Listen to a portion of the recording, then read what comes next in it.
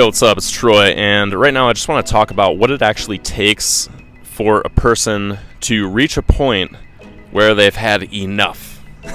Where they've had enough of, for example, on this channel I talk a lot about social anxiety and becoming more socially confident. What does it actually take for a person to overcome social anxiety and become more confident? What does it actually take for somebody to turn from a lazy person into a productive person? What does it actually take for a person who's cynical to turn into a person who's positive?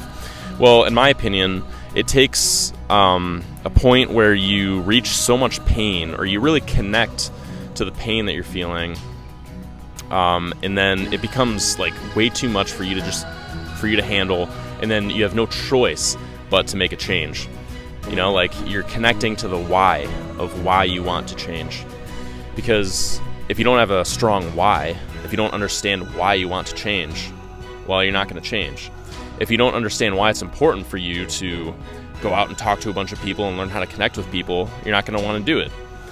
I kind of saw this in myself when I was younger. I was not very good socially at all. I was in college, and I remember I was getting by being like a shy person, right? I was just kind of getting by. I was avoiding some social situations. I was like, parties just aren't my thing. I'm kind of an introvert, blah, blah, blah. I was making excuses for not going out and talking to people. Well, inevitably, I reached a point where things just started happening where I had to talk to people, a class project came up where I had to speak in front of the class, or my job at the time, the career that I was going for involved talking with a lot of people, and that at the time, I'm still kind of in that career. I'm in a few different things, but anyways, that's beside the point. So basically with that specific job that I was shooting for, I knew that I was going to have to talk to a lot of people with that career. And I knew that at a certain point, having a lack of social skills and a lack of ability to connect with people and talk to people was going to make my life suck.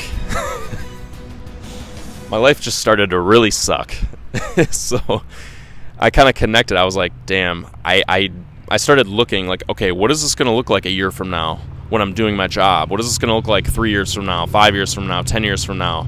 If I just keep staying the shy person who can't connect with people, who has social anxiety around people, what's going to happen if I don't fix that? If I don't start to build myself up socially, having the ability to talk to people, what's going to happen? Well, it's going to suck. It's going to hurt a lot, because I'm going to have to give a speech. I'm going to have to talk in front of people. I'm going to have to talk to people. It's going to hurt really bad, or I'm going to be really anxious if I don't start doing something to get over this. So that's kind of what motivated me to be like, you know what? Okay, this is the reason why I have to overcome this. And that's when I started approaching women on my college campus, hey, this is kind of random. I just thought you looked cool, just wanted to say hi. Or, even asking the time, walking up to people, hey, do you know what time it is? I lost my phone died or whatever. Oh, cool, thanks. By the way, I like your shirt. Anyways, bye. Just weird shit like that. Anything to get me into a social interaction. Or going into stores, trying to maintain eye contact with people and, saying, hey, where are you from? Blah, blah, blah. Oh, cool. And building conversational skills like that. Doing little things over time just kind of helped me overcome the anxiety that I was feeling around people. And just kind of pondering and realizing that everybody has anxiety in certain situations. And if you don't have those feelings, you're really not living your life, because, we label these feelings as bad, oh, anxiety is bad, but really it's just a feeling. People ride roller coasters for the same reason, or having the same feeling as they do before an important event, but they label the anxiety that they feel before an event as bad, but that same feeling before riding a roller coaster as good, as a thrill. I just like to think of life as a thrill. So anyways, getting a little off track in this video, but what does it take for somebody to change? It just takes it takes a point in your life where you're so sick of how you're living, you just want to change, and whether that's getting over social anxiety or whether that's becoming more productive in your life, being less lazy, becoming more productive, whether that's learning a new skill. Like, why do you want to learn a new skill? How is it going to help your life? You really have to think of the why. Like, why are you doing what you're doing?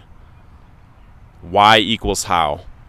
When you find out why you want to do this thing, you will find a way how, and you will get the motivation.